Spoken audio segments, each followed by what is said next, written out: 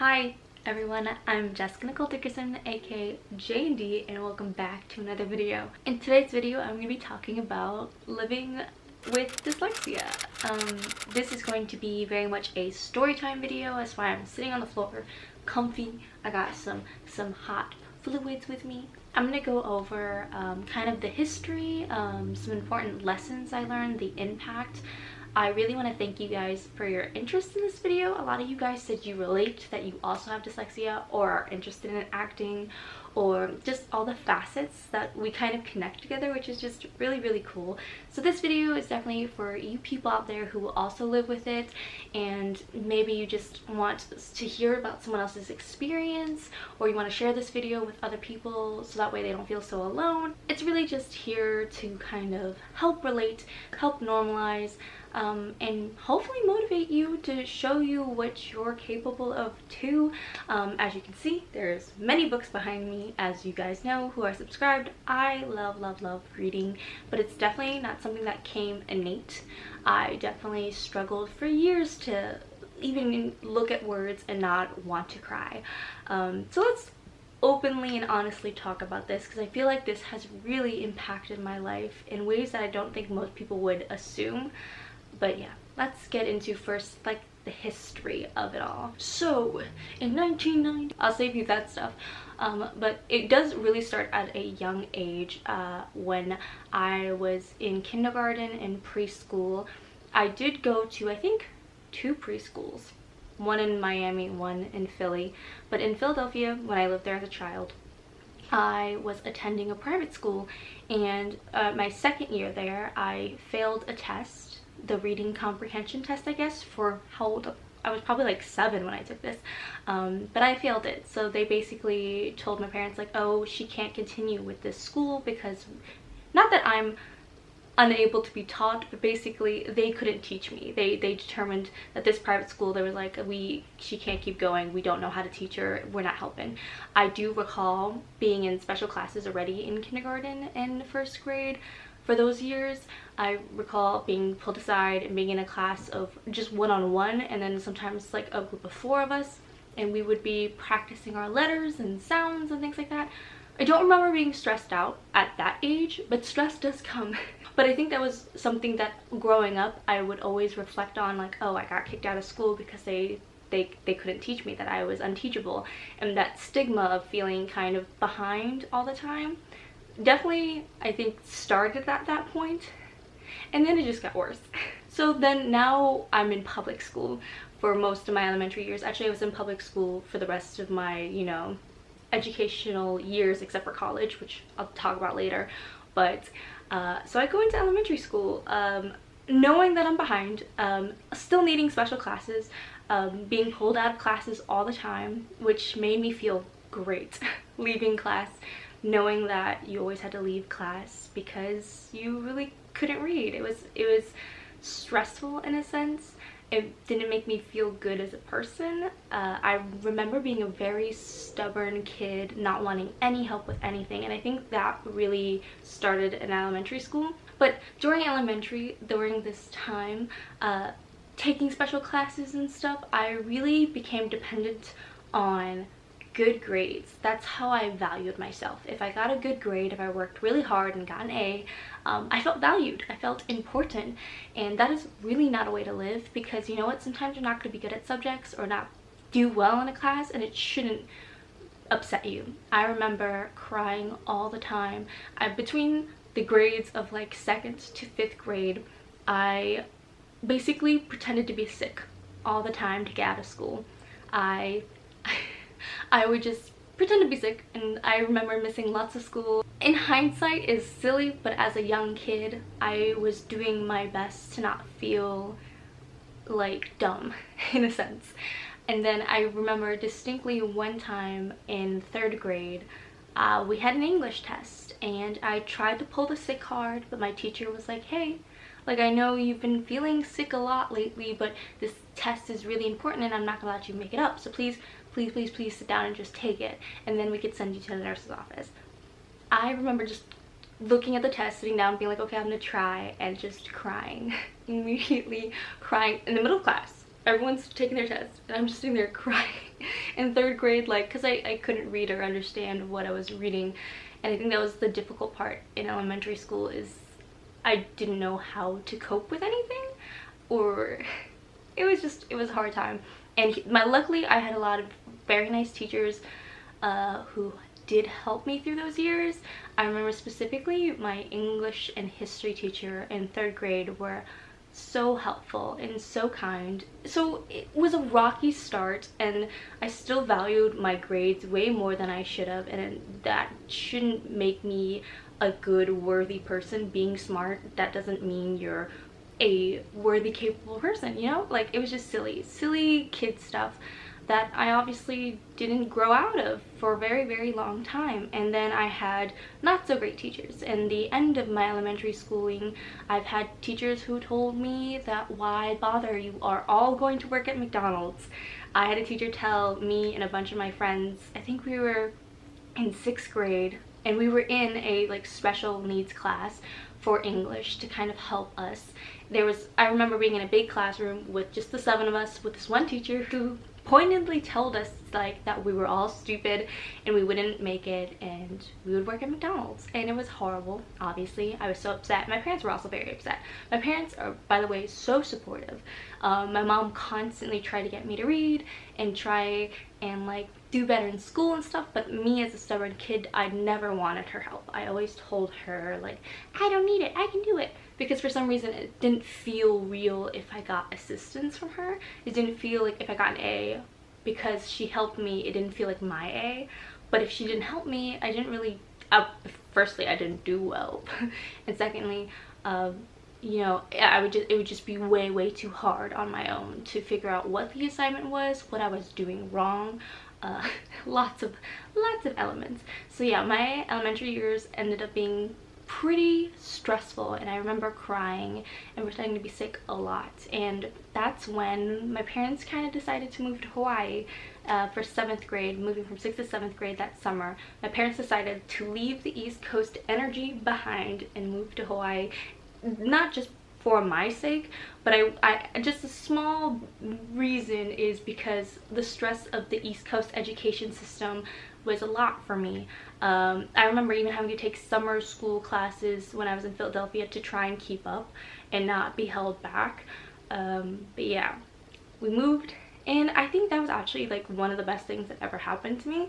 At that time, if you had asked me in 6th grade moving to Hawaii, I would have been so distraught. I would have been like, this is the worst thing ever, I'm losing all my friends. But it's not like that. That's not how it ended up being. I actually have one of my best friends and closest friends because I moved to Hawaii, and moving to Hawaii in 7th grade actually allowed me, I tested into like regular ed classes. I didn't need special ed anymore, like special classes, and that's mostly because Hawaii's education system is just a little bit behind most states, I want to say. It might actually be average, because in America, just reading literacy in general is pretty low, especially going middle school to high school. You'd hope people be reading grade level, but for the most part they aren't, and especially in Hawaii where I was. So I was in regular ed, and I was like, yay, and everyone was like, you know, regular struggling with me, so it was really cool. I felt super like normal for the first time. I was like, I don't need to be pulled out of classes. It was great. It was super exciting, and I was getting straight A's in middle school, and middle school for me was 7th and 8th grade mostly. We called it like, it was called Kailua Intermediate. That was the school. I met my best friend, and for the first time I had like a social life that like felt real and safe and fun. Personally, my middle school years were my favorite years looking back on, because I was doing well for myself in school. I got the assignments and I was doing them, and I was doing well on them, and I had my best friends.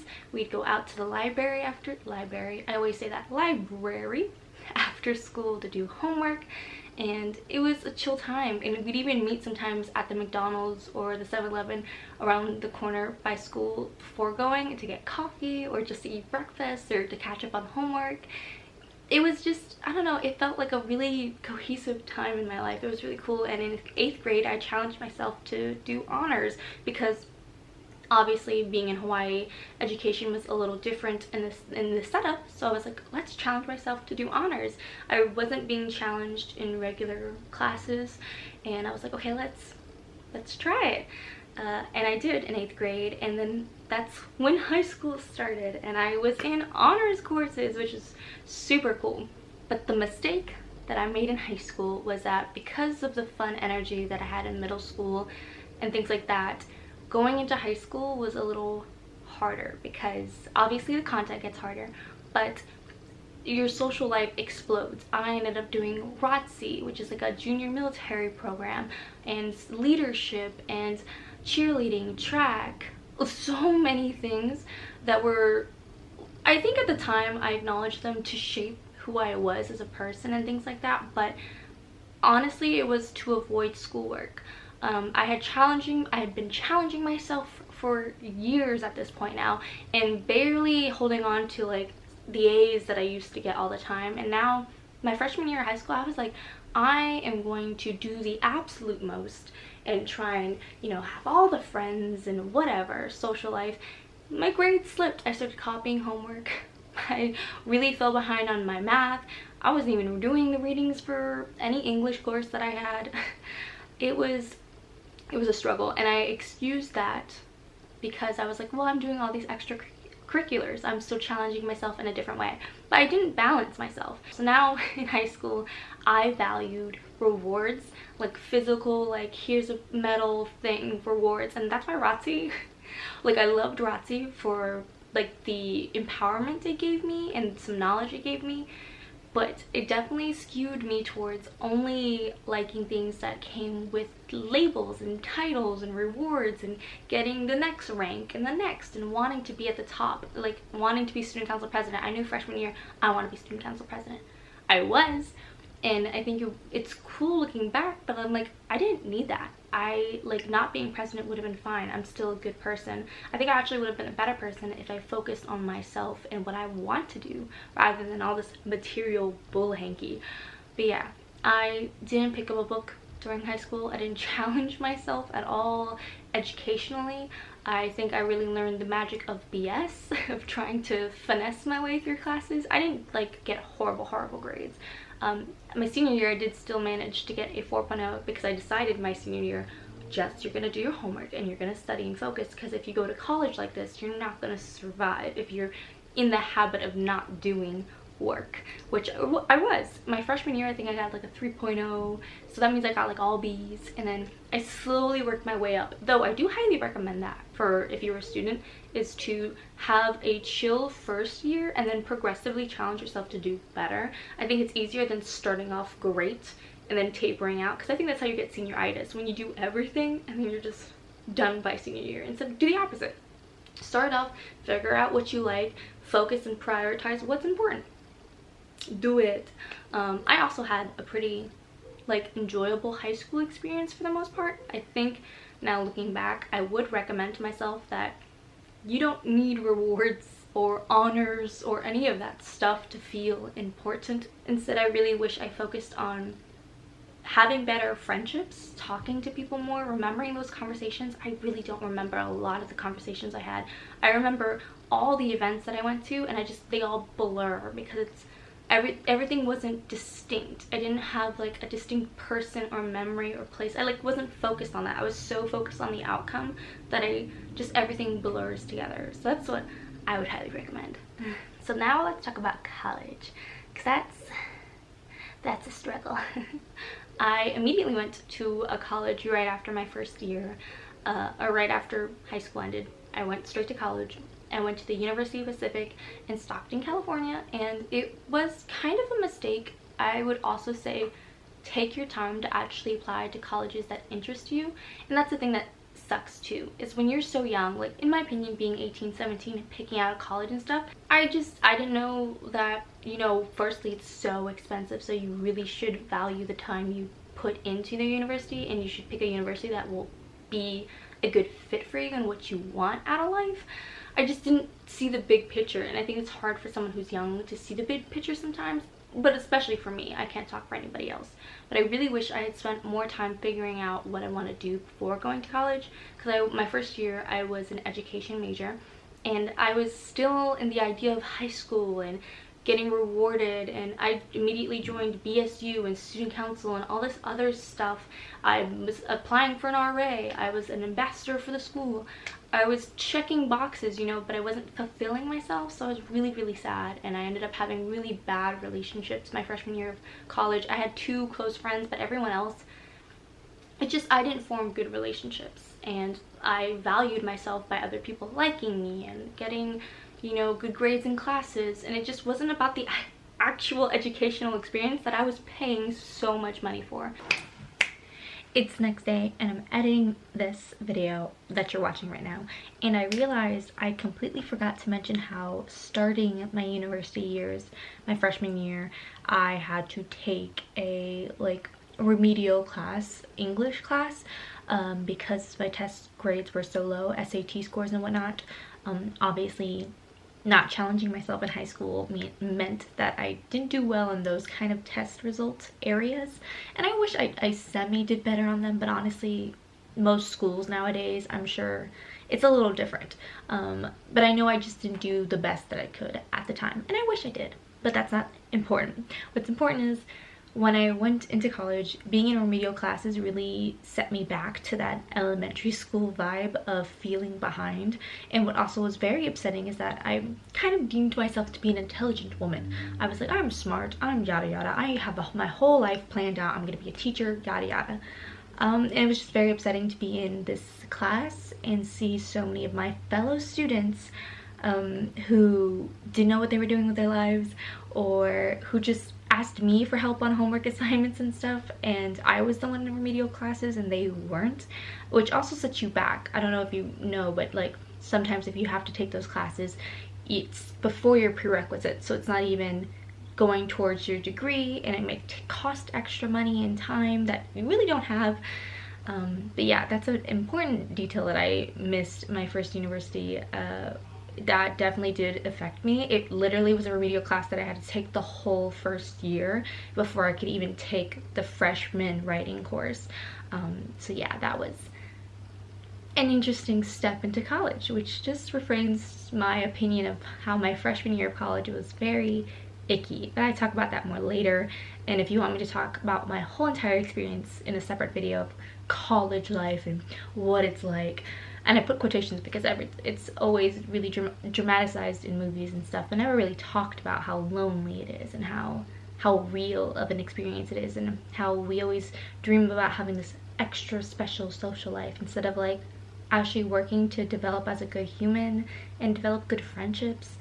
But yeah, that's a side note. I just had to tell you about this because it's a really important facet that explains why I was so down my freshman year of college. And yeah, important facts, tucking this into the video. So I'm really happy that I decided to take a gap year to figure out what I want, and this is where I fall into wanting to actually pursue my dream as acting. So at this point I'm like, I haven't been reading, not worried about reading. The only time I would actually read is if I needed to BS something for school. So during my 1.5 year gap from school, I actually started picking up more fiction books. I think I picked up One Dark Throne and things like that, and I was reading for fun. I think I read maybe like 3 books that year, and it was just nice to feel like, oh, there's no stress, there's no issues here with reading. I love it, I'm doing my best life. But I did realize during that gap year I was going to pursue acting fully and just working part-time at certain places. But the issue is that, one, I didn't know anything about the industry, and I was constantly put in really weird circumstances, and then 2, going into auditions and having to read, cold read, memorizing scripts and things like that was just so impossible for me because I hadn't been reading. I'd been avoiding this stuff and not using my brain well enough that it was just so difficult to get on that path. So I decided, we're going back to school and I'm going to focus on being an actor, really focus on the career, and then maybe focus on having good friends or whatever later. But the focus was just challenging my brain, learning more about the industry I want to be a part of. But first I had to read more, and that's where I found BookTube, which is really cool and exciting because BookTube really changed my life. It really made reading more accessible to me in a sense. having to post a TBR and post a wrap up every month really held me accountable, and I found all these ways to read more in my life: audiobooks, ebooks, mangas and comics I got really into, so it became more accessible, and it really changed my life. It really made me feel empowered. But it's not all rainbows and sunshine now. I still struggle a lot in my junior year of college, you know, where everyone assumes you're super smart and you're like, you know, intelligent AF. My junior year of college, I was at rehearsal for a play. I was stage managing, or not stage managing, assistant stage managing. The stage manager asked me to read for a part of, like, a role for a girl who was missing. She couldn't come to rehearsal and she had lots of lines and lots of material, and I had to be the one to get up and read them out loud to everyone. And I remember being really embarrassed because I was really struggling to read it out loud. Obviously, it was a newer script. It was like, I hadn't heard or read any of it, so I was cold reading the material, and I just took so long to like read out the words and everything. And at like around page 4 of reading with other people and reading the scene, my stage manager goes, "Hey, are you dyslexic? Like, do you want someone else to do this for you?" And I'm like, "I am, but I would love to keep reading if that's okay." I really hope I didn't hinder the experience for other people, because it was good to challenge myself in that way. And I think that's what was really cool about my second chance at college. It was about challenging myself to actually try new things, because you're not going to get better unless you do new things and challenge yourself in new ways. It's gonna be hard, it's gonna be embarrassing, it's gonna be uncomfortable, but I learned a lot from that. And I also learned that, like, as an adult, people are less likely to be like boo at you and be mad at you for that, because you just explain to them, "Oh, I'm a little dyslexic, just give me a chance to like read, and it's gonna be a little slow, but when I get into the rhythm, like, it'll get better." But yeah, it was, at the time, I felt very, very embarrassed, if I'm being honest, but I learned a lot through that experience, and I learned that I can do it. And I think that's the important thing after college and after booktube, is like, I can do it. Books don't scare me. I can read a book. I can do it.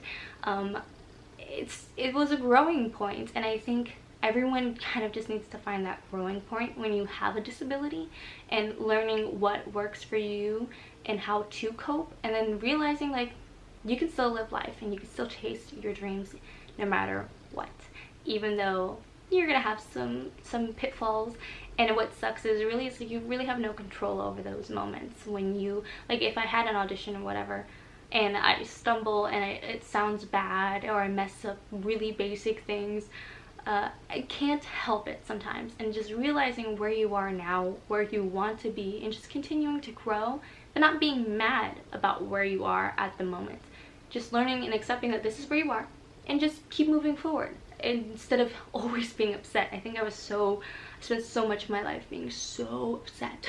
So that is a not quick introduction to the history of Jessica reading, and how life ended up happening, and all the embarrassing moments that I could think of. Oh, one thing did happen during my high school years, in the middle of class, where a teacher told me to put down my hand because I would never understand the answer. Lovely. Don't you just love certain teachers? You have some teachers that are so great and so they inspire you, and they're just phenomenal human beings. And then you have teachers who are like, "You're gonna work at McDonald's, and stop raising your hand, you're not gonna get the answer." It's baffling. It's truly baffling. But again, don't let those people put value and stake in you. You are a human. You already are valued, and it's just a matter of doing what you want with your life and improving where you need to improve for yourself. I've been chatting for eons, so let's quickly talk impact and some lessons I learned. So impact, I think because of all of this, I really have become a perfectionist, which isn't a good thing. People are like, perfectionist, it means you just want it to be good. It's like, no, it means that if I'm not good at something, I will avoid doing it for the longest time possible, that I will just not do it, which is horrible because that's what I did for most of my life. I wasn't good at reading, so I focused on anything else that I was remotely good at, so I didn't have to worry about my downfalls.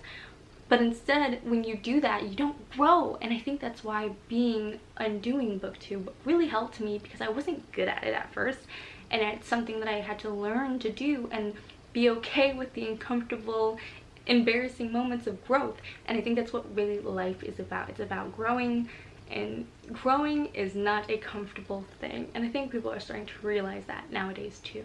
So yeah, perfectionism is a bitch, to be honest. And it's all on me. It really is. Like, not wanting to learn Spanish because I wasn't good at English, I was like, I'm gonna avoid any language learning, period. And that's a mistake. I missed out, and now I regret it. But just letting that go. Letting go of the perfectionism, letting me, you know, try new things, fail horribly. I think that's also stopped me with a lot of my art projects, is when they don't turn out exactly how I want them, I just throw it away because I'm like, it's not perfect. It's like, it's okay if it's not perfect, Jess. It's this life. That's how life is. So that's definitely the major impact of being dyslexic for me. And minor dyslexia, I mean. I didn't explain this earlier, but I have an issue with recall. So I just, looking at words, sometimes I don't remember that word. I can try and pronounce it or like slowly enunciate the sounds, and like it will take me sometimes a very long time to recall certain words. Even if I'm staring at it and I've seen it a million times, something in my brain is just like, recalling words is very hard. And reading and frequently looking at the same word does help exercise the recall muscle in my brain that's a little slow. So that's why reading is so important to me, and that's why it's part of my goal to always keep reading, because it'll definitely help my brain. My brain needs a little help, and that's okay. And then lessons that I learned is like, firstly, you are capable of anything. The fact that I was scared of reading and now I read a lot more, it says a lot, and I think it means that you are also capable of things. If you realize that there's some aspects of your life that you're not great at, that if you really dedicate your time, and this happened over years of work, after trying a year of reading a few books, and then, okay, I'm gonna read 12 books, okay, I'm gonna read 50 books, and slowly challenging myself more and more. It's a process, it takes time, so don't be mad at yourself. Give yourself that time. It's going to happen. You are capable. Just recognize why you want to do it, what you're going to do, and how you're going to do it, and start doing it. Even if, you know, day to day you're like, oh, I didn't read today, I'm going to read tomorrow, and it slowly starts to happen, it'll snowball. Just start today. Anything you can do, do it today. Little tiny baby step, do it. I believe in you. Anyone is capable. Another lesson I learned is that you really don't know what people are going through. I don't think a lot of people understood that I was dyslexic, so I can't imagine what would my like elementary school friends would think of me always being sad and crying and being sickly. I can't imagine what they thought of me, and that's not really what's important, what they thought of me, but it's, you don't know what's happening, and you can't judge people. And it's really nice because I think in my adult life I surround myself with people who understand, and that's why when I was working with that stage manager, she wasn't upset at me for reading poorly. She was just like, oh, are you disabled? Are you not good at reading? You have like a disability? I was like, yep. She's like, okay, we can work like through it. Or what are you comfortable with doing, Jess? And really trying to establish relationships with people who are open for your growth, and where you're not good at something, but it's like, hey, I really would like to try doing this even though I'm not good at it, because I know it'll make me a better person. Surrounding yourself with good people, so important.